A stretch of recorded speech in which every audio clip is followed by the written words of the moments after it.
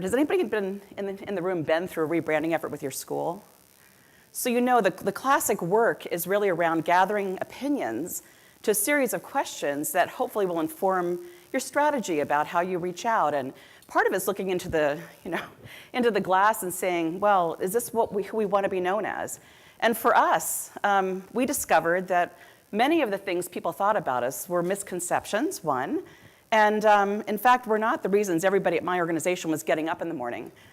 We weren't only about offering an admission test, but that seemed to be what the sort of conscious thinking was about us. And more importantly, as the years have come along recently, in the last 5-6 years, we've been called upon to help schools more and more and more around issues of enrollment success. And so we did a lot of deep diving. I will tell you, we're still building tools and resources to that end. But when we renamed ourselves, we committed ourselves to helping all enrollment leaders, and because you're in this room, I include you in that group, with strategies to help you both have insight to your current situation, but also to understand how to use all the drivers available to you to build enrollment success at your school.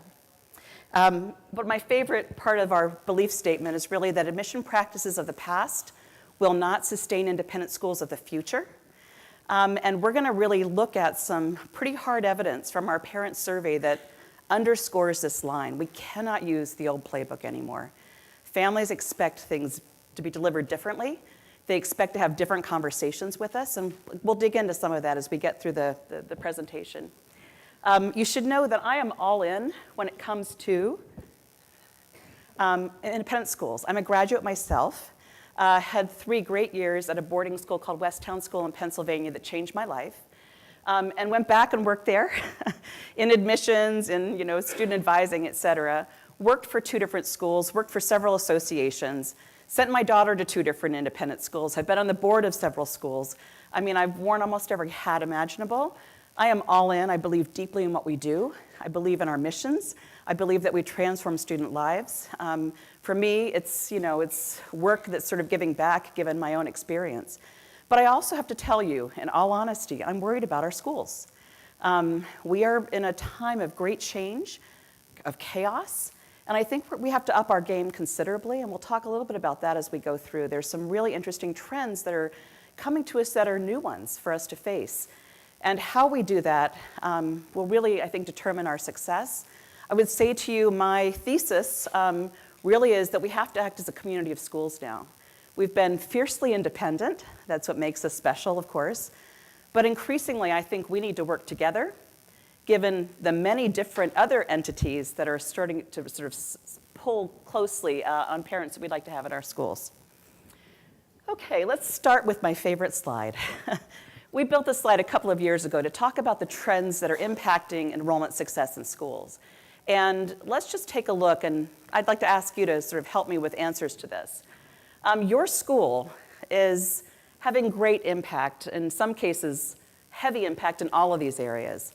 But first, take a look at this series of bubbles. What do you think is the one that we added last spring that has a major impact, has had a major impact in this last year on enrollment success? Anyone? Politics. So some of you know that the Trump effect has really reshaped, for a lot of boarding schools particularly, patterns for international students coming to their schools. And that was something that no one thought about a year ago. We didn't think that the political election would change enrollment patterns coming in, but for sure it has. In fact, spoke to a person last week about losing literally all the Mexican students in her school. She had 20 students, full-pay students at her school in St. Louis. And not only did all the families who were enrolled leave, no one new came. So that was a huge hit to that school. One small example. What about, have you all experienced a shrinking middle class inside of your schools? Yeah, show of hands. Where you're seeing mostly people who have great need or wealth, right? That's absolutely true. And someone said recently the only people left who are middle class in our school are faculty children, which I thought was really sort of sad. How about changing family expectations? Are you feeling like the game is shifting with parents? Show of hands, yeah. The conversations are different.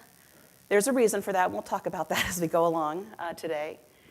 Increased competition. How many of you are experiencing charter schools in the last couple of years? Oh yeah, that's big. And we'll talk about that as well. Technology and innovation are also really wreaking havoc to some degree. Many of you know that there are there's new competition out there. I'm not sure if it's heavily in the South yet. For sure, it's out west with new sort of half-price for-profit entities. They're taking slices of what we offer and offering it up at a cheaper rate. So, for instance, do you all know about the Alt School, which was founded out in the West Coast? They're trying to grow across the country. Now, I've also heard that they're about to go and sell themselves and sort of shut down the place-based schools now that they've iterated enough, like a good software company that they are. But the point is, technology is being built, and it's being built to make learning more efficient, more personalized. And the brunt is being felt by lower school folks who are in San Francisco saying, wait a minute, for about $10,000 less, families can go to this K-8 school that has, an iPad-driven curriculum, doesn't have the big campus that we have, but promises 21st century learning. That's kind of our message. But it's more believable at this little storefront school. Shifting demographics. Anyone seeing a shift in your own backyard in terms of the kinds of families? I just consulted about a month ago with a group in a school in northern New Jersey. And they are a K-8 school. By the way, nationally, K-8 is softening, particularly the lower end years. I don't know if that's experience you're feeling, but that's a national trend. And some of it's shifting demographics, and some of it's new parents, too. And some of it's improving public school, all those things. But they're a K-8 school, been around for 150 years, in a beautiful, well-to-do area of northern New Jersey. And literally, there are no little students around them. They are surrounded by big mansions, and they're a beautiful little school. So they had to go about 20 minutes out to bus kids to their school if they're going to remain K-8. A lot of questions that they've slowly been, seeing fewer and fewer students come in. And that's a challenge, right? I mean, you either have to get a bus and you have to go into whole new neighborhoods that didn't know you before. So they're really rethinking what's the right size for our school that we can commit to. Should we be doing something different? Maybe we should be moving the school. All those questions are sort of before the board right now. My point with all of this is that all of these trends, and we'll go through a few more of them, are having huge impact on enrollment in our schools. The population nationally is aging, and of course getting more and more concerned about such things as Social Security and healthcare. I theorize that there will not be a lot of interest in the voting population around education.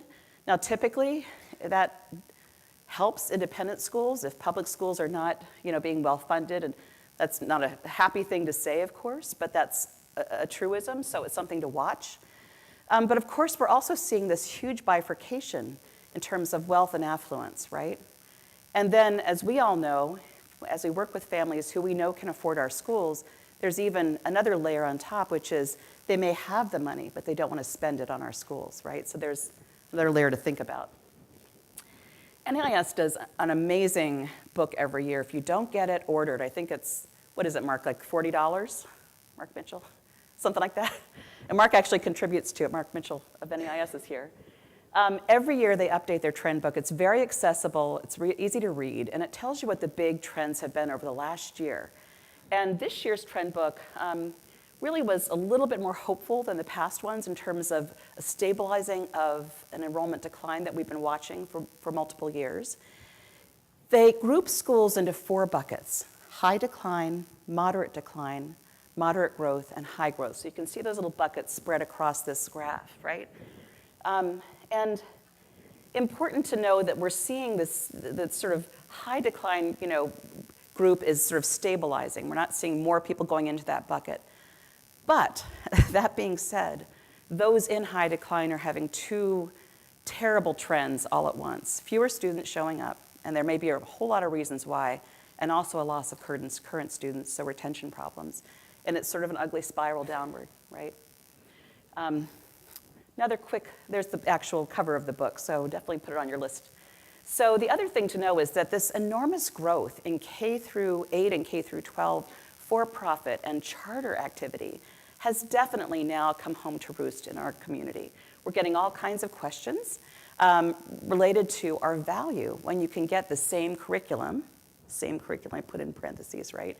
I can get the same IB curriculum down the street for free. why would I come to your school, right? So there's lots and lots of questions that we have to do a better job of answering, frankly.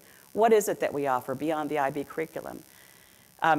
People don't understand, and increasingly as we get data back from families, they're not seeing a big enough difference to then rationalize paying for the, for the extra piece. The other thing is, like politics, all demographics are local. I mean, you have to look carefully at the trends in your community. Great place to start is just to look at trends in house sales. Zillow is a great place to go. What's happening in your community? Are they down? Are they up? Because economically, depending on what's happening in your community, that has a huge impact. I was 2 years ago now, Mark Mitchell and I did a presentation at Advis, which is an area right around Philadelphia. And he'd done a lot of heavy work looking at the research for the Philadelphia area, trying to understand it. Looked to him like there were enough students with enough affluence to be able to, have most schools pretty solid there. And what he discovered was almost a psychic phenomenon of an area that had not recovered well economically. And so even though there were enough students, mostly with enough income to be able to afford our schools, psychically, families there felt that in fact they weren't seeing the gains that could then allow them. There's a lack of confidence economically. And that's something to really think about. And we'll talk a little bit about some of the hot spots and the spots in decline right now in a little while. It's this whole notion of the willingness to pay and what I like to call the good enough phenomenon. My public school is good enough, right? I don't perceive a big enough difference. I may have the money in my pocket, but you know what? I'm going to hedge my bet, right? And parents nationally have said they are more ambitious than ever to have their children go to college.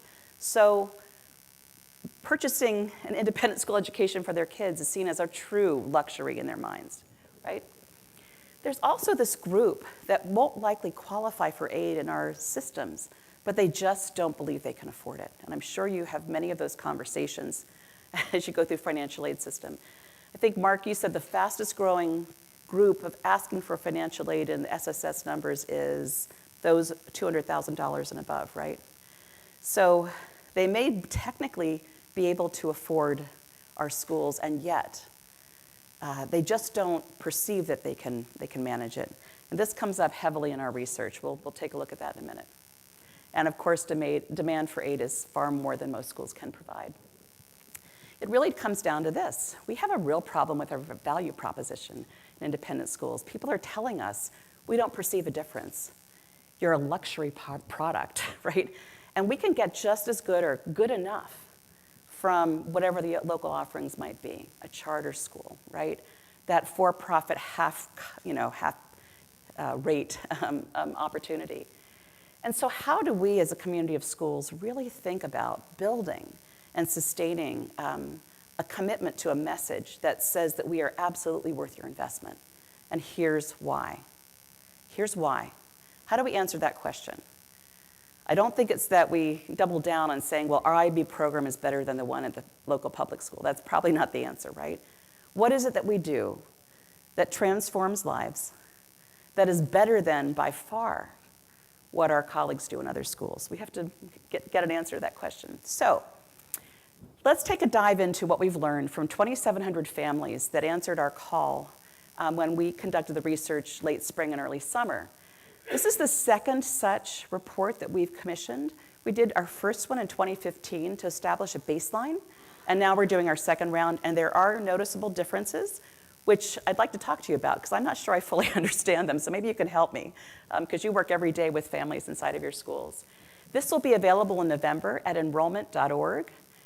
Special reports section, it's open and free to anyone, so I hope you'll download it. We actually have print copies too, and if you find it useful and want to take it to educate your board or your admin team, et cetera, just give us a holler and we'll send you a packet. Because we often find that it's hard for you, even though you have anecdote, to support every one of these trends. It's better that a third party share these things sometimes with your boards, because it's hard to believe sometimes some of the new things that are coming along. Okay, just a quick overview. Because of our organization leaning mostly in middle and upper school admission testing, we predominantly we did not hear a lot from lower school families. So let's start with that. There is a bias inside of this report. So if you're looking a lot of insight from lower school families, I would say this is not the report to double down on, right? These are mostly middle and upper school families who took the test, the SSAT, and were willing to respond. And we have a wide distribution across the country. We tend to lean heavily on the East Coast, but we also have West Coast folks. And the pattern of people responding absolutely followed our testing patterns as well. Here's the first sort of disappointing finding of who responded. The predominant profile by far were white mothers, affluent white mothers who were well-educated, right? Living in the East Coast, right? Gen Xers. This is troubling because we know that nationally the growth markets for youth age cohort are not Caucasian markets, right? So we didn't hear from many of the growth markets out there that we would hope to bring closer to our school because there's growth in those students that we want to bring closer. So this is something to think about when we think about who feels comfortable enough to sort of chat with the national organization, right? Who will give you feedback? This was who responded. No surprise, mom's in charge. I mean, dominant in charge. I don't know how many of you remember Patty Crane and Crane Meta Marketing. A couple of years ago at my conference, Patty did an amazing session on convincing mom because she was seeing exactly the same phenomena, that mom was the one driving everything. Mom was the one driving the list of who was considered, inside the pipeline. Mom was the one asking all the questions, and mom was the one ultimately deciding whether they released dollars out. And she had a lot of really interesting points. You can Google, by the way, Patty Crane, Convincing Mom on our website, and you can see this huge deck of slides that she put together based on her research working with schools. So you can get a few tips on what she suggested. But she said no, that for moms, this is a really emotional journey. And you need to make sure that your narrative isn't just facts and benefits and features. It's an emotional conversation about helping their child be the best they can be. And you have to take the time to have the conversation, one, and understand and get inside of mom's head, right? Because she has a list inside of her head of reasons why this shouldn't work. And she's coming to you, even if she's saying to you, I like everything I see, right? Everything looks really good. She's also got a list saying, but, we've got to save for college. But, isn't our local charter school good enough, et cetera, et cetera. So you've got to combat those very other questions running in her brain. She is a researcher by trade. She will find out everything she can about your school and in sites that are not the ones you control. So keep a watch on social media. Keep a watch on what people are saying about your school. Because even if there's a crazy person out there saying rotten things, she will consume it and make her own judgment about it. In fact, she'll be seeking out those other sites to try to find information. YouTube is one of the places mom goes often, by the way, especially millennial moms. So start curating your channel. I know boarding schools, I said this at a recent speech, and I saw a lot of heads going, oh my gosh, because, dopey kids posting stuff from boarding school is, with the school's name on is not what you want mom watching as she's thinking about sending little junior off, right? So be sure you're watching that carefully and using social media to drive families to the right messages about your school. Here's the other thing. This is creeping up in terms of the influence of the child inside of the process. Now, in my own experience back in the 70s, my mother told me where I was applying, I went, and I was enrolled, okay? There was no discussion about whether I liked the idea or not. It's what the family wanted for me. Kids, starting as at the high elementary levels, are having much more impact inside of making a decision. Where's my friend going? Do they like it?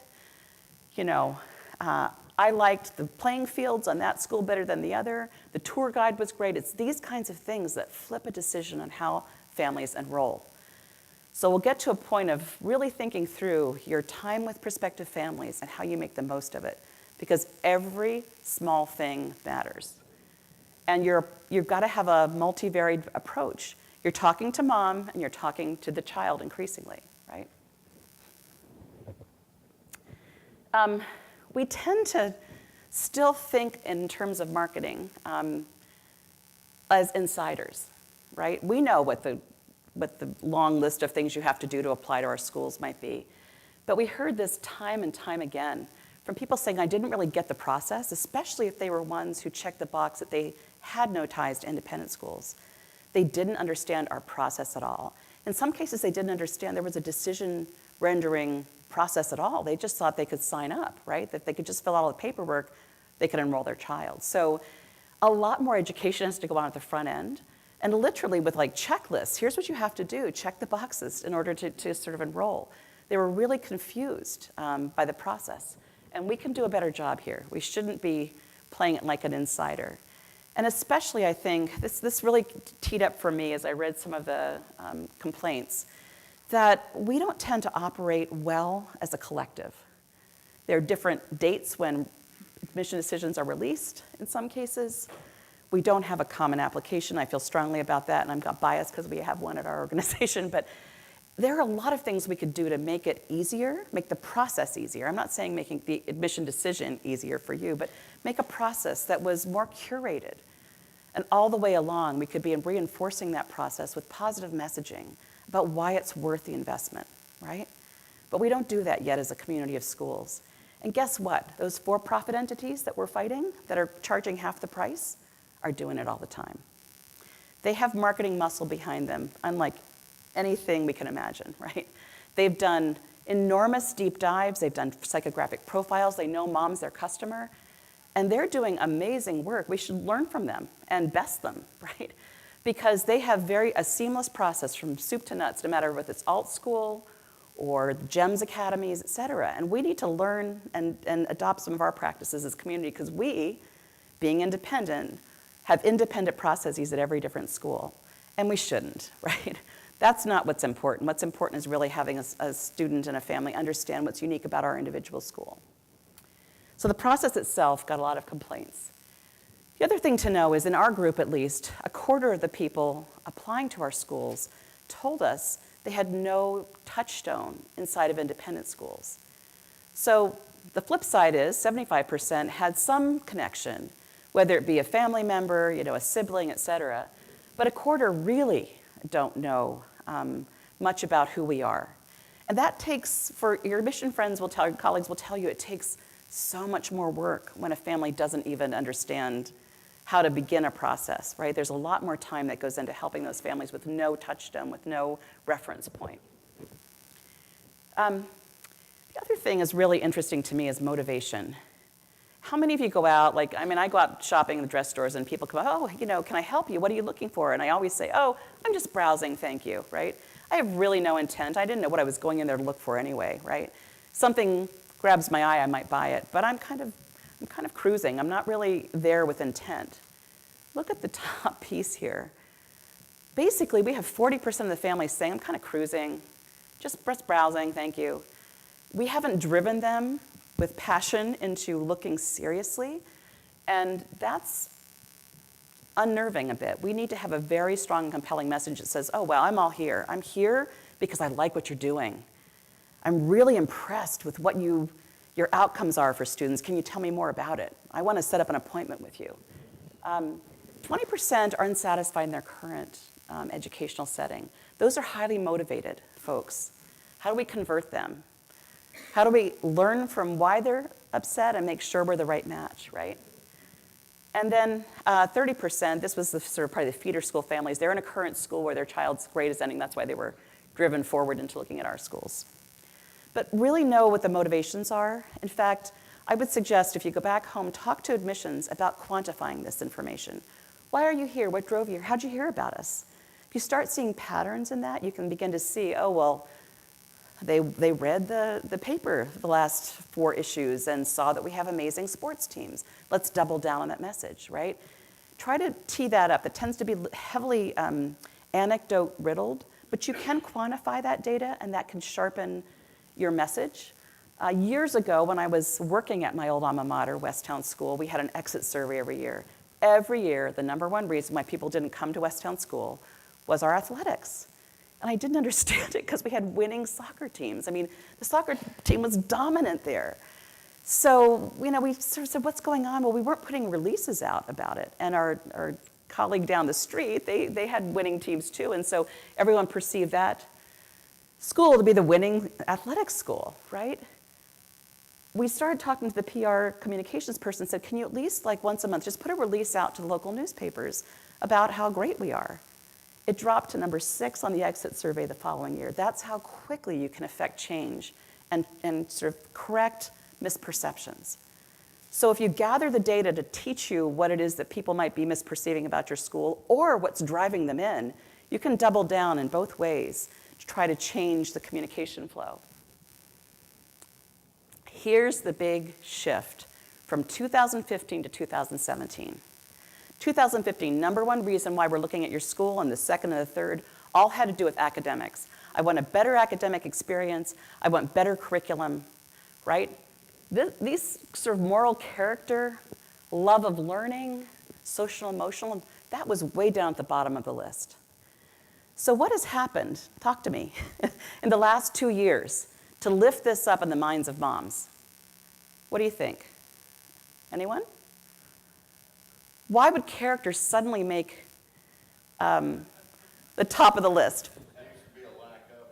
Seems to be a lack of it. There's a very good point. Yes, I think if you're a mom watching what's going on in the wider world and this lack of civility, right? You're probably really troubled about the world your child's going to inherit.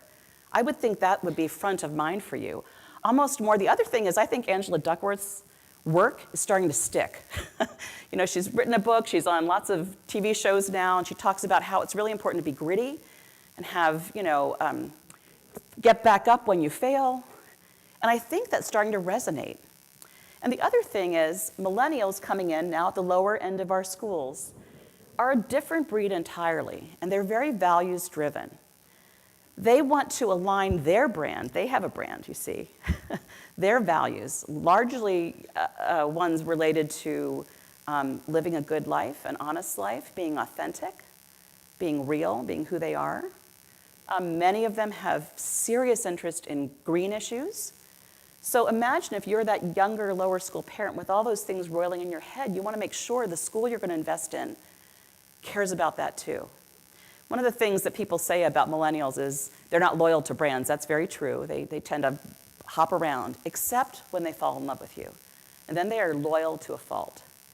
If they think your brand equals their brand, they will be your best customers, right? So how do we connect in a values way, especially at the lower school level, with what they care about? Because most of our schools have green initiatives. And either in the DNA of our community or directly we teach and care about values. What do we do on that front? My thesis has always been that this is where independent schools shine. This is what we can claim. This is our secret sauce. Every one of us in our mission statements has something with a value statement in it. It isn't just to make your kids academically rigorous, competitive. It's about teaching and building good people. And to me, that's the differentiator for us. If we double down on that and own it and prove it, I feel like that could be a winning message, particularly for these families who are saying that they're worried about their children and their children's futures. And they want to find schools that care like they do about a preparation for the future. This is another thing that didn't show up in 2015 that shows up in 2017. Diversity is a driving factor. Families are looking at your communities to make sure that they are diverse. So how do you translate that? Well, they want to make sure there's a real world experience for kids inside of the school. They know their children are inheriting a world that's quite different perhaps from the one they were in. And they want to make sure they're not going to end up in a school that doesn't care about those issues.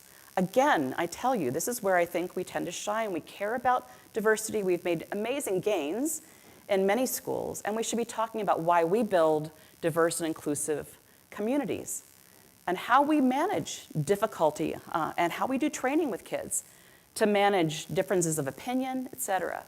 So to me, these are areas where we could build on a message that would be powerful and an antidote in many ways to what's going on in the wider world. Okay, here we go. Affordability is huge. It's the number one reason people say they won't look at us. Now, I don't think that's any different than probably the last few years, right? But it showed up in big ways in the conversation, even with the affluent families that were inside of this this conversation, right? In fact, 6 in 10 parents told us they were concerned and wanted to get that financial aid. And these are families, not all of whom will qualify, right? So we already know there's families looking for a discount. I'd like to tell the story of my friend at St. Andrew's School, a boarding school in Delaware, who was very excited because they had a celebrity. I've never found out who. She's been very good about not telling me, and I'm dying to know. But the family came through. They were looking at 2 final schools for their child. And so she had everyone lined up. The head of school was ready to meet the celebrity and the family. The child's favorite subjects were built into a schedule. Great day, and at the end of the day, she met with a celebrity in her office and said, and by the way, development was all over this because this is a very, very wealthy celebrity and very exciting to think that this could be someone who could help them complete some of their big dreams and visions, right? She sits down with the family, speaks to the dad, and I hope you had a great time. He said, I had a great, great visit. Like, this is an amazing school. I'm blown away. But you can do better on the price, right? This was someone who could dramatically shift their endowment, who could certainly afford the fees attached, but he wanted a discount. So imagine, this is the mind of someone who's very wealthy, but he knows that everyone else gets discounts, right? So he wants a discount too. Interesting, right? It's a different mindset than 10 years ago, I would say, when I was a financial aid kid, right? So we qualified, and thankfully my school gave my family money so I could attend, right? But it was completely need-based. We're in a different kind of conversation, and our resource for you is Mark Mitchell, who's here from NEIS, who can certainly help you. Raise your hand, Mark, so everybody, I'm sure everybody knows you already, but Mark has done a lot of work in helping schools on this front. But this is not going away. In fact, this is an area where we could really do a lot better. Families are livid, and the feedback shows up in this way. Give us clearer guidelines, right? And don't waste my time. Can't you help me figure out if I'll qualify or not so I can make a decision at the front end? I don't waste my time to go all the way through this and then decide at the end I can't give this to my child, right? Terrible. Be more transparent. If you don't have enough money, say so from the get-go. Somebody wanted a one-on-one appointment just to help me understand the process and speak to me about this investment, right? Talk to me about it so I understand how I can weigh the pros and cons of whether I'm going to do this or not.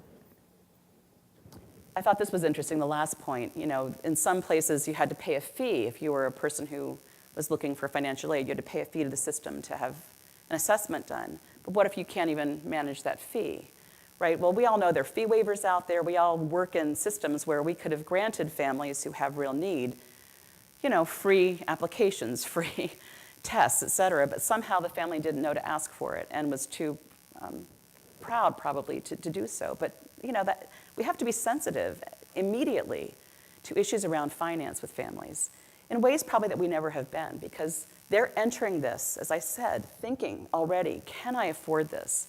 Is it worth it? Why would I invest? What's the differentiator that's going to happen for my child that makes this a better experience than the one down the street? Here's another sort of sad fact. We asked those who did not choose to attend an independent school why they didn't attend. What was the choice? 45% of them said money. And then 26 said, well, you know what? Our free options were equally valuable, right? So inside of this slide, one, it tells me that a significant percentage of families are saying to us they're willing to go through the process, but they are not willing to pay that big price, right? And that they always have in their back of their minds, at least a quarter of them are saying, you know what, I'm always going to look at the free option. So I want to correct a misperception. I want all of you to go home to your schools and correct this misperception, which is our greatest competition is the independent school down the street. No, it's not. Our greatest competition are the free versions of what people believe to be an independent school experience. Charter schools are our biggest competition now, or a cheaper version, the for-profit entities that are half rate. This is why we as a community have to come together and double down on why we're worth it. Okay? How many of you are in boarding schools in this room? Okay, you have a harder job to do. No surprise, right? A lot of energy from mom, as you can see in these little tidbits of why they just don't, they don't want to separate from their children. And so it's an even harder conversation to have if you're not willing to even go there as mom, right? There's a great effort underway, North America Boarding Initiative. Is your school involved with that maybe? No? So North America Boarding Initiative is run by the Association of Boarding Schools. Put a note to yourself to check it out, look at what they're doing. They have doubled down, and the schools are investing enormous amounts of money in a ad campaign that speaks about why you should go to boarding school. And it really is targeted, again, at mom. But schools have contributed enormous sums to have a digital campaign. So if you click on their link on their website, it will show up inside of your social feeds. I did that, and now I'm getting something every day. And their campaign tagline is "Ready for More." And they're starting to really drive home, right? These concepts of, well, we have more for your child here, with little narratives and stories about, what that looks like. A lot of us spend a lot of time in admissions working with consultants because they can be very helpful to our schools. But you can see most families don't use them in the US. Only 8% said they'd used a consultant. International families lean heavily on agents to help them find their way to our schools. And so just know that as you're picking and choosing how to spend your time in the admissions office, while it's important to stay in touch with the educational consultants, there are other ways and other methods we should be thinking about. And we know that international families are telling us they're looking out 2 years now to think about the process. Now, it's been known in our community that international families, by and large, are full-pay families. They're the ones that, everybody went running after as we started looking at a decline domestically in people willing to pay full price. But here's another little tidbit. Cost is a concern for families, right? And international families as well. I was a week ago now, let me think, about a week ago in Canada, meeting with the Canadian heads of school up there, and it was a celebration, friends. Everyone's school is full. People are happy. They've had to work hard to do enrollment. In fact, heads of school there typically are the ones that travel to various international destinations to sort of drum up interest and support. That political red bubble has driven families internationally over to Canada. And guess what they're finding? Not only are there great schools up there, wonderful schools, right, that will get you ready for a Canadian university or a US university, but they're also schools that cost less when you trade the dollars, right? Because the American dollar is strong right now. That's actually hurting us as well. And you can get a boarding school education in Canada for cheaper than you can in the US. But they're also seeing this phenomenon of about 5 years ago really started hitting our schools, which is international families moving wholesale to live in a community, to have their children attend a day school. So they're starting to see a lot of energy around immigration. There's been growth in certain cities literally in the last 6 months, Toronto being one of them and Vancouver another. And so schools sitting there that enrolled all the way up to September 1st for their next, for their year were full in the spring. Amazing how those shifts can happen. Seeing a lot more activity from Mexico as well, because it's an easier sort of hop up there. And those are areas that are declining, of course, in our numbers. And this hasn't changed in all the time I've been doing these marketing conversations. Word of mouth is king, right? Why do you think that's so? Why is word of mouth the best way for us to advertise about our schools?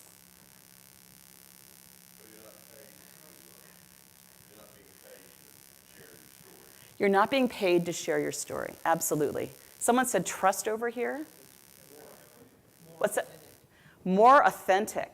Their credibility. Credibility. Even like if you're ordering on Amazon, you want to scroll down, what do people say? What's the reviews? What are the reviews? Amazon, you are right on the money. Millennials tell us that they don't trust institutions, for us, right? And they want their children to lead authentic lives. So of course they're going to turn to trusted friends, far more than the advertisements we book in the back of the local magazine, right? They trust their word over anything that we might be speaking about on our website, et cetera. They're going to look for verification of what we say about ourselves with families. If you don't have a parent ambassador program at your school, you need to start one now. Those have revolutionized getting parents to help you finalize and design your talking points in an authentic way, right? And then having them be part of your journey, helping you sort of curate families and spread the wealth. The other thing to know is social media can be your friend in this regard. If one of your parent ambassadors, who's a trusted opinion leader in your community, posts something wonderful and on message with what you're trying to communicate, that can get replicated, right? Then her friends can post, and then their friends can post. And that's exactly how you build the groundswell to drive people to come and look. It's going to be much more effective than sending the postcard anymore. And when I tell you that admission practices of the past are not going to sustain independent schools of the future, that's exactly what I mean. The old playbook has to be gone. And we have to use new tools, digital tools, because we have to meet families where they are, and that is exactly where they are, right? They're not going to their mailbox and making a decision on that. They want you to come to them and be in their spaces and talk about why it's a great investment to be part of our school, right? And by the way, these parents, I said it earlier, I want to double down on this. They do research constantly. Several years ago, one of my trustees was head of school at a school in Miami. And there was a disciplinary action, right? And here's what happens if you do these kinds of things, here's what happens to you. In this case, this child was sent away for a week to think about what she'd done and invited back to the community where she would address her peers to speak about what she'd learned for her bad behavior. All laid out, family, book, etc. Her father was so angry that he created a website with the same name as the school. And because he was one of these digital strategists, when you Google the school's name, you first arrived at his website, and it was a list of complaints about the head, about the community, and it took them almost a year to get this pulled down, right? It was defamation for sure, but legal wranglings, etc. I mean, that can happen overnight. So make sure that your communications and marketing folks are really thinking and watching and helping to build really good stories about your school out there, because that's where people are, right? All right. This is the other big thing. I know we all love our school fairs, and families said it was nice to go and meet people there, but honestly didn't add a lot to their decision making because they're researching you online. And they're busy people, often two-career parents. They don't have the time to take an evening off to come out to the big fair, right? And even then, they may not get the kind of face time that they want from you. So I think that the age of the typical school fair may be over for us. Someone joked and said, maybe we need to do speed dating fairs. That's not a bad idea, actually, because what they're asking for is a deeper engagement, right? FaceTime, real time. They don't want to just kind of cruise and be handed a brochure. They don't want your brochures, by the way. That's wasteful. You're killing trees. Put it online. I'll look for it there, right? But we really have to think about this. Admission practices of the past are not going to sustain your school. The playbook's changing, and we have to make sure we have talent on our staff that has digital skill. And that's relatively new. We just hired on my team, at my organization, a digital strategist who's 24. She's brilliant, right? She's the youngest person. She's doing heavy and important work for us to get us out into the social channels. And I would say I'm sure schools are thinking that way too. Okay. The other thing you need to know is the process is not predictable. How they come to you is no longer predictable. You can't send them on a beautiful little journey. Start here. Go to point 2. Go to point 3. They're not going to listen. They will come at you at different times with different needs, and you better be prepared wherever they enter to begin the conversation. Some will fill out your online inquiry form, but if you're in a school where you're seeing inquiries in decline, it's a national trend. Inquiries don't mean anything anymore. Now we're talking leads. How do you develop leads? How do you respond to leads, right? Honestly, the inquiry is over and it's dead. One of my board members right now is at a school in California. Last year, she heard from 44% of families applying to her school with the application on January 15th. 44%. That's very typical in higher education. People don't visit, they don't write, they don't show up, and then there's an application. Now think about what that does. As you're going to woo this family, right? If you hear from them on the 15th of January, sometime in midwinter, and you're going to render a decision for them sometime in March or early April, you have a short window to bring them in and have them visit, to help them understand what's so unique and special about your school, right? It's condensing and making the work of admission really hard. And this trend, we predict, is not going to go away. And face time really, really matters. I hear from my admission colleagues that they spend so much time with families, on the phone, in email exchanges, multiple visits, right? I thought technology would make our lives easier when we had online applications and online visit systems. Turns out just the opposite. It's adding more of a burden to families, right? And in the college world, they have a calculation that registers how many interactions with the family before they, enroll in your school. We're going to take that up this year at my organization because my theory is we're way ahead, we're way beyond, right, what the typical college has to do. I think it's something like 18 hits or something between going to the website, right, having the interview, et cetera, having the application filed. I theorize that it's probably double that for us because we're talking about younger children and higher emotional energy from families. Think about that. How can you do any strategic work as an admission person if all you're doing is responding, being present and trying to get on top of this volume of interactions back and forth before the sale occurs?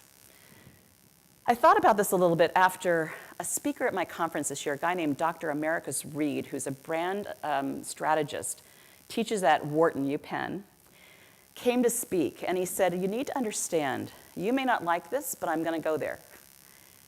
You are a luxury product in the minds of consumers. Own it. And learn from other luxury groups out there about how they talk to their potential customers. And you're really not going to like this, he said, but we're going to talk about cars for a minute, because that's the best way I can talk to you about being a luxury product. Do you think that the very best cars, the Mercedes-Benz, right, the Volvo, the ones that cost the most money, are out there making a list of features and benefits? He said, look at any of their advertisements. They are wooing you with a story and a narrative that makes you want to be sitting in that car seat. So don't advertise your features and benefits, because that will cause people to then make a comparison between your features and benefits and the free charter school down the street, right? You want them to fall in love. You really do. And you have what it takes to make them fall in love. You have beautiful educational communities. So paint the story. Create emotional connection. And I think that sort of plays out when you imagine that we're having these families call 2 or 3 times, want to come back for a second and third visit. It's because that's what they're seeking. They're looking for a connection.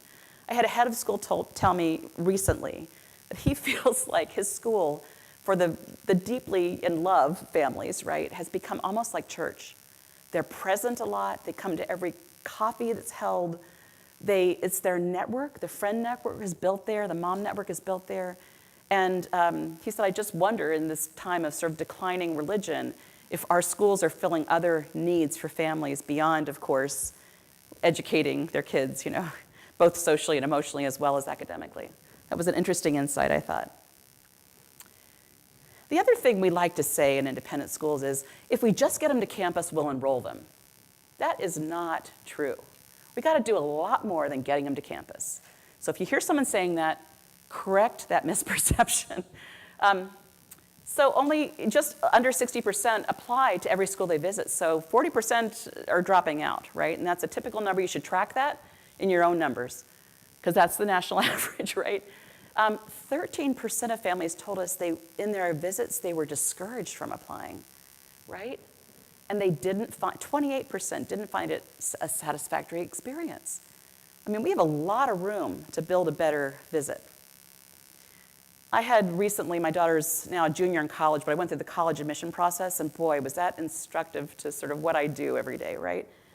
Because just like Americus Reed was telling me, you kind of fall in love with colleges, right? So we went on these tours, and they knew who they were talking to. They were talking to mom, right, as much as my daughter. And one school I fell in love with based on the young man who toured us. I mean, this guy's going to be president someday. He was brilliant. Everywhere we went in the summer campus, in the hot, first of all, he was thoughtful to give water because we were walking in the heat, He he stopped and he would tell us a story about what happened in this space for him as a young man. And here's where our traditions, and you can picture it all, you know, the twinkling lights at Christmas, right?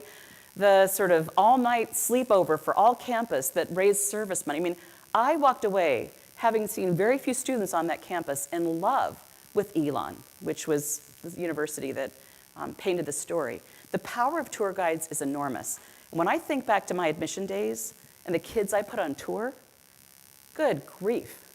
I mean, Sharon Bear is one of my favorite Facebook friends now. She was quirky back then. She's quirky today, love her. I should never have let families go out with her. I mean, she was nutty, you know? And we have to think about, these are brand ambassadors for your school. Select well. Think deeply about the tour guide program, because they are going to be the ones, you know, telling your story. At the end of my last year working at Westtown, this is back in the 80s, right? But it's still relevant today. I took a look because there was one student who went out on tour who seemed to be converting families more than anyone else, and he was such a nice kid. I thought, okay. And one of the things that mom had said when she came back from a tour, even back then, was, if my son grows up like this young man, I'm all in, right? I'm ready to sign up. Tim Freeman on my tour guide group converted 95% of families, not just to applications, but to full enrollment. Start looking at that data inside of your tour guide list.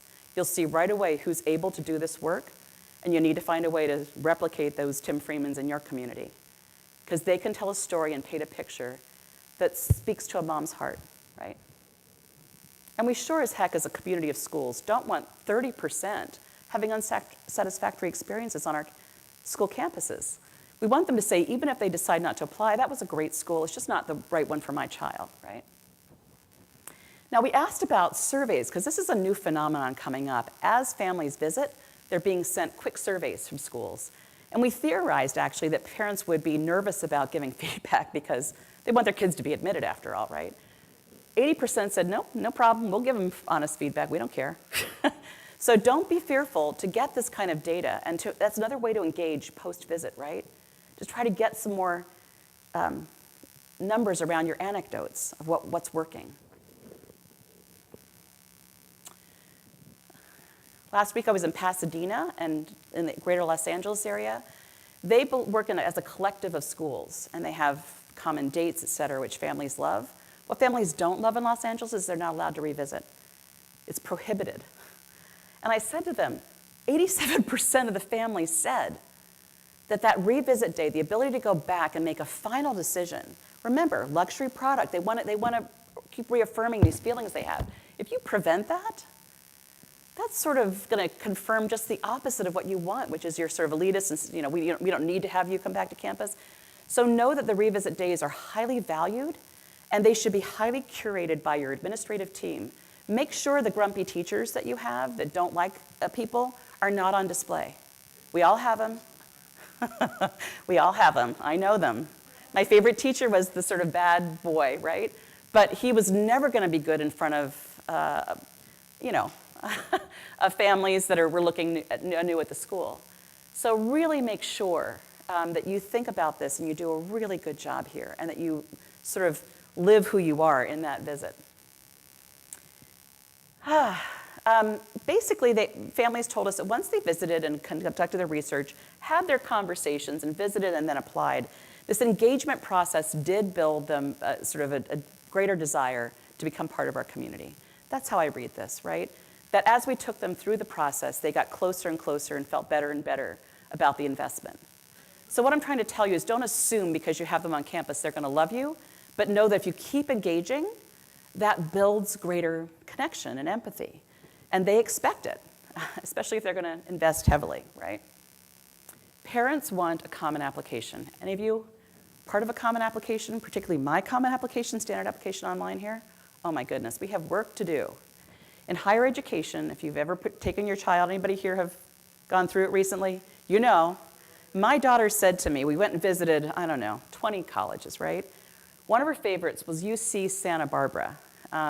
And at the end, when we're finishing our application process, she keeps looking into the database for the common application, and they're not there. They use the UC process, right? And she scratched them off the list. I said, Anna, you love that school. Just cut and paste from the common app. She goes, Mom, If they can't be smart enough to be part of this common group, I'm not interested in them. That's elitist. All right. I think that was also my daughter being lazy, I'll be perfectly honest, right? But this is how people think, right? If you're putting them through a lot of paces, and in our world, it's quite Byzantine. If you're looking, for instance, at boarding and day schools, right? There is no common place you can go, typically, where everyone accepts the same application. So this is my work. Before I retire, I want to see us, in this community, adopt an independent school common application, because as much as admission people love to say, oh, our application's so special, and all these questions that we ask are so special to our community, that's a bunch of bunk, okay? It's not true, and families know it. And the same is true even in Common App when you fill out, I'm sure if you've been through it with your kids, they'll say they're asking the same question from this school that I just answered for the other school. Truly understand that most of what we ask in the application process is not that special. And the more we double down and send them to 5 different sites, they're going to cross things off the list.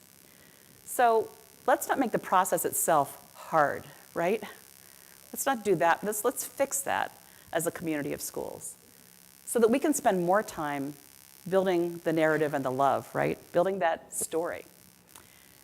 More complaints, and this will be, take the time to read these. There's going to be a couple of pages of them inside of the report. But a couple of real missteps here. Look at the bottom one. It was wrong for the admission person to say, I really want Kate, and then to turn her down. Right? I really want her. She looks great. Great match. No, right? How about this one? It seemed that they were really interested in me. The level was high, and then they found out I needed aid, and they didn't care about me anymore. Oof, that's rough, right? What does that say about us as schools? Not responding to emails. That's just unacceptable. And I'll tell you, I think schools have under-resourced admission offices. I really need to say this to you because you can fix this. Many of you are in school leadership jobs.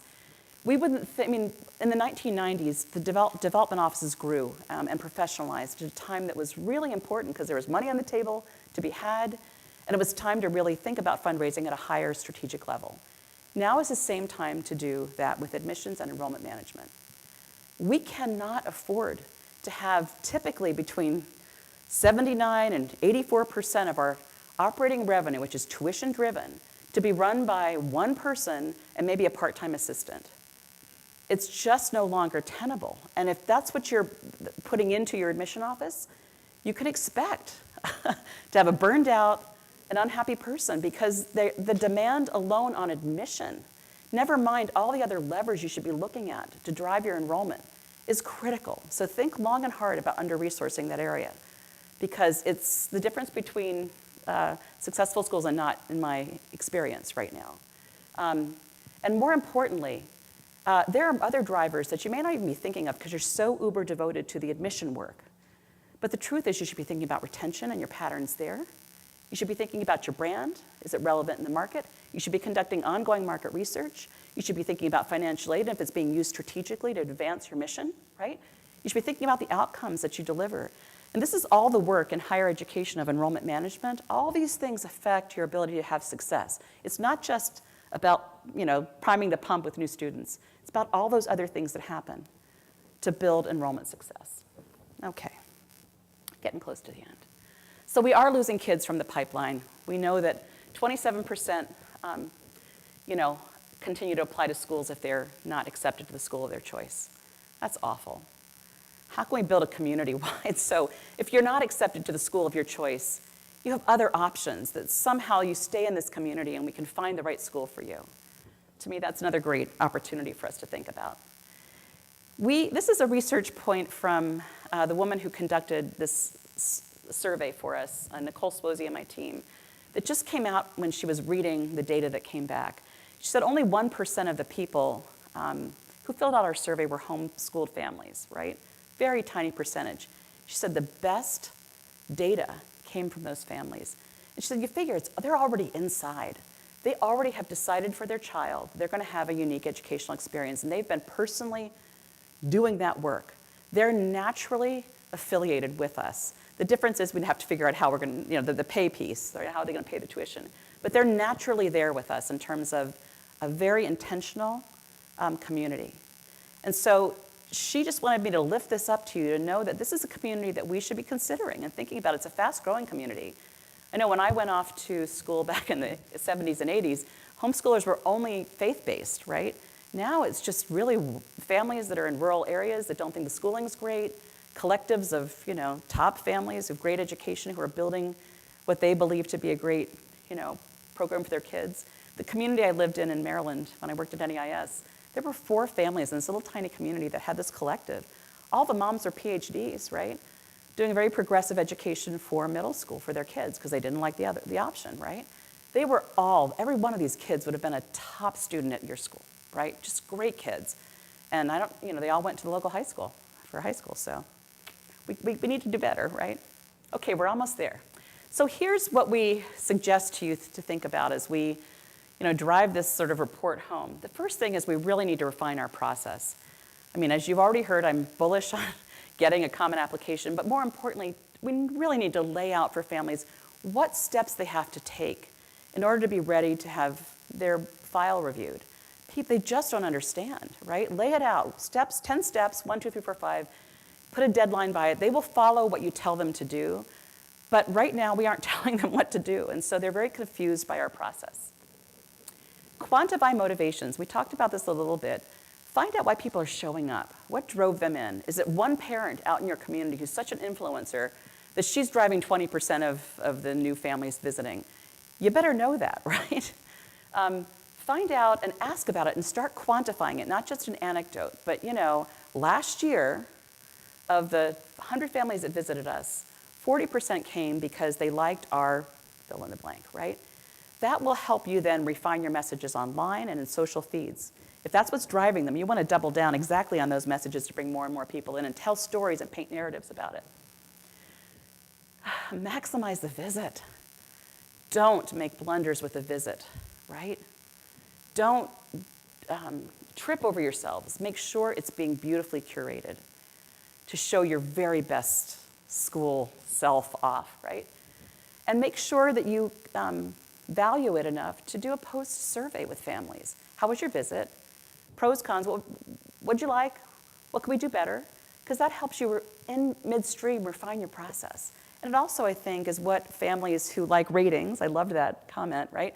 They expect it, having given you their time, to be asked how it went, right? It's a respectful thing to do. Showcase whatever it is that your school believes to be its character. Choate Rosemary Hall, for years, it's a boarding school up in Connecticut, has been very much involved in doing character assessment inside of their admission process. And what they discovered, because they were seeing students turn over, and they weren't happy about losing certain students, and they started really profiling those students to say, what's the profile of students who don't make it? And again and again and again, they kept seeing that kids who didn't have time management skills, who needed to be sort of schooled on that, just got too far behind, right?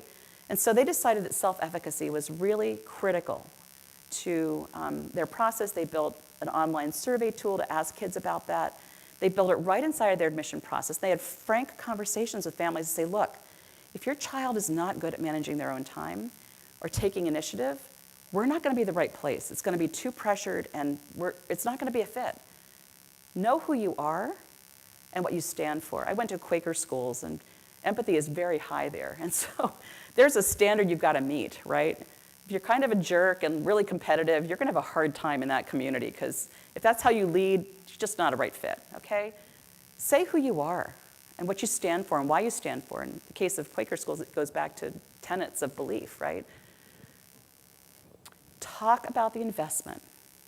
I mean, we need to talk about why it's worth it to invest a lot of money in our schools. We cannot let families say, fill in the blank is good enough, because that's what's happening. I know my colleague Donna Oram is here. I think she's doing a session later today. She's the president of NEIS. And ask her about, they've gone through 2 deep dives, I think, at least 2 deep dives in metro markets, one in Los Angeles and one in Baltimore, I think. And what that meant was they went to schools in that area and said, will you work with us to give us names of families that you accepted who didn't want financial aid, right? So affluent families who you accepted, but they didn't enroll in your school. So they had a real body of research of families who looked, but then didn't show up in our schools. And they were asking pretty deep questions about, well, what drove you in? Then why didn't you decide to come? And the bottom line was no perceived difference. They figured it was just not worth it, right? That the cost was too extreme. And then when they asked the families, well, you obviously showed up and were willing to pay something. What's the threshold of what you're willing to pay? I think it was something like $18,000 to $24,000 in the Los Angeles market. That's almost half of what the day tuitions are there. So obviously a huge disconnect. Now you could say maybe our schools have topped out. Maybe we're pushing too high, right? But it's important to know that data to fashion a message, because if families are investing a lot of money in us every year, we need to know what drives them in, right? But also what keeps them away. And the issue of money is coming up everywhere, inside of our research, inside of NAIS's research. And some schools can withstand it. The brand is so strong, people pay anything for it. But others may have to really think differently about the actual cost, right? About class size. But we really need to talk honestly and openly with families and not forget to have that conversation. Okay, double down on digital. Fairs are almost dead, right? People are researching you night and day online. That's where they're going to find as much as they can about you. Make sure you're looking hard at what is said out there. Google yourself, Google YouTube. You might be surprised what you find. Some schools are, right?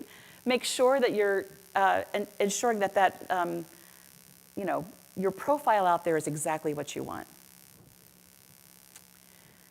Target and educate. This is really important because as you look at the prospective families coming into your school, you should know what they're coming with and the profiles of certain personas.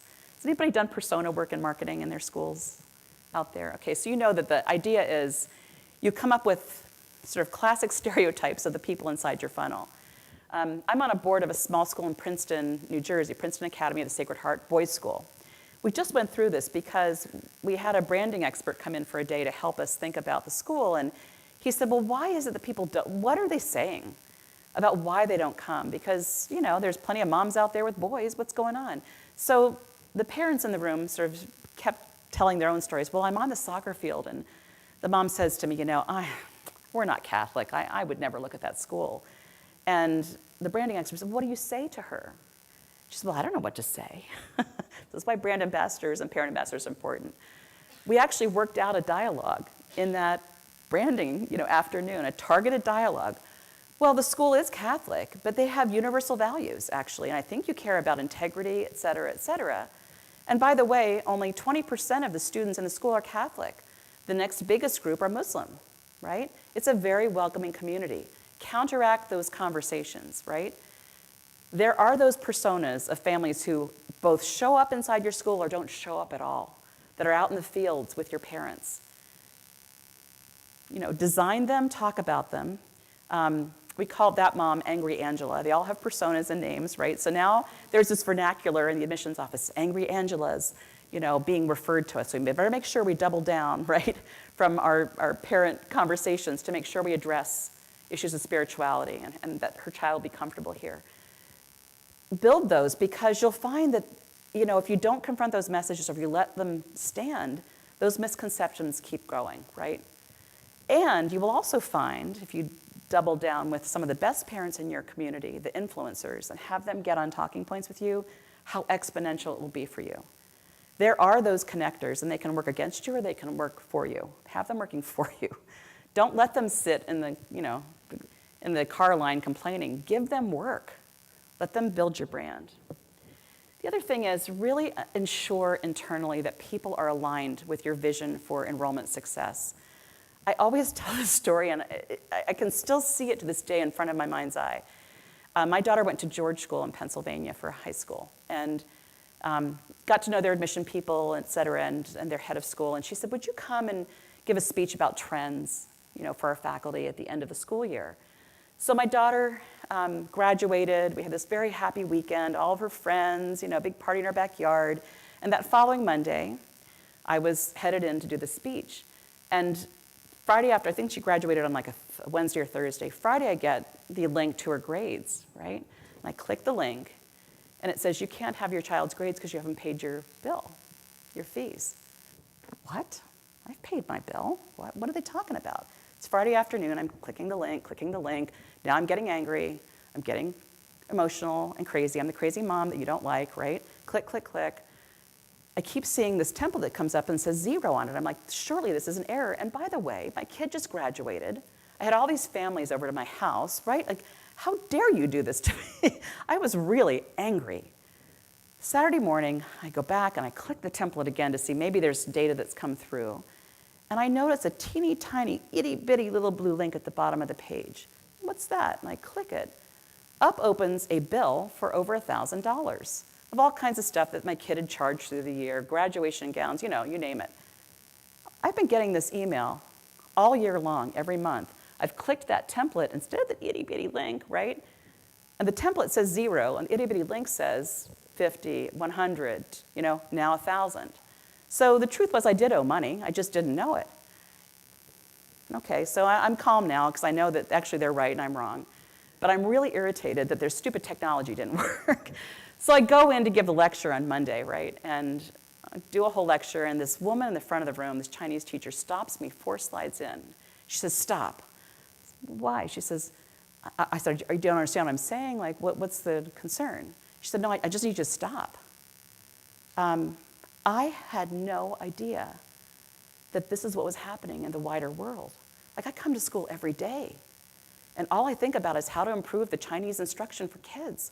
Why didn't anyone tell me that we were having challenges in the wider world, that families were changing, right? These trends were impacting our ability to draw people in. This has me scared, right? I said, okay, well, let's keep going because there are things you can do and you can help your school do to make sure you have a full enrollment here, right? So anyway, that was sort of poignant, right? Because she just felt that she'd never heard any of this before. At the end of the session, a guy at the back of the room says, before you leave, can I just ask you a quick question? You just went through this as a parent for 3 years in our school. Do you have any thoughts about how we could improve things here? Oh, yeah. And I said, sure, I actually do. Are you sure you want to hear it? And of course, I told my sad tale about the grades. And I mean, the CFO in the front, like, head in his, right, so embarrassed. But it gets even better. Because he comes up to me and I said, come on, we're going to go and pay this before I leave. He says, I'll go up with you. We'll take care of this. We're not going to charge you the finance charges. I'm so sorry, blah, blah, blah. We get up there and go into the back room where the bills are paid. And the woman sitting there who's the bill receiver, right, seeks the CFO. And the CFO says, this is Heather. She owes us some money. I want you to take off all the finance charges for her, and she'll pay the bill. Why is she getting her finance charges taken off? Well, because the link in she didn't see that bottom link. Well, a lot of people don't see that bottom link. So what, right? She was the most argumentative, ugly human being, and you all have her at your school. You know who I'm talking about. You're all thinking, I see all the smiles. You know who I'm talking about. She should never be front-facing with your customers if you're going to keep her. I frankly think this woman should have been gone. Like, she obviously talks to families a lot about their bills, right? It was unbelievable. The CFO was like, right? He goes running into his office, and she sits there for like a half an hour clicking the link to delete, right? It was ridiculous, right? I had spent 3 years of tuition, and this is how I was treated at the end. And I tell this story not to make George School look bad. I love the school. But to tell you it's these small things that you need to control, because it's these small things that send people running, right? It's always little things. It's never the big thing. It's always little things that one after the other add up, and to the point you're just like, I'm not going to invest in this stupid place anymore, right? And internal alignment means you have a customer service standard that you expect of everyone. And whether it's teachers getting back in 24 hours, whether it's the person talking in the billing, being pleasant to people and held to a standard of niceness, right? And you say it, as leaders of schools, you say, this is how we're going to treat the people who are part of our community. And anyone not doing this is gone. And I mean it. I don't care if you've been here 20 years or you're an institution. This is it, right? So, and by the way, we do send out our team to do lectures on this topic a lot, because Often it's faculty feeling that they were left out of the conversation about admissions, as much as it is they're being grumpy. There's always a grumpy. Here's how you can get to that special report. I'm happy to send the slides to anyone who wants it. Okay, coffee time. Thank you all.